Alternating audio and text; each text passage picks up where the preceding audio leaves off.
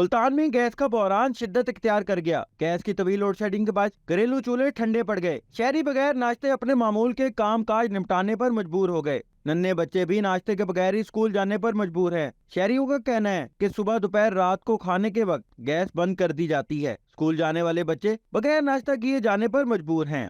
कल कोई चीज़ नहीं पकती। बच्चों ने स्कूल जाना है, उनके लिए फिर बाज़ार से हमें जाना पड़ता है चीज़ें लेने। कोई बच्चों के हर बच्चे की अलग-अलग डिमांड होती है। उनका लंच बॉक्स लेके हम चने लेने जाते हैं, कोई चीज़ लेने जाते हैं। गैस आती नहीं है, न सुबह आती है न दोपहर आती है, और बिल 3-3 हज़ार रुपये के आ रहे हैं। गैस की तो बहुत लोड शेडिंग है, तो स्कूल से बच्चों को भी लेट हो जाता है। नाश्ता बिल्कुल नहीं बनता। वो गैस अगर डलवाने जाए तो वो गैस भी इतना महंगा हुआ पड़ा कि समझ नहीं आती कि हम क्या करें।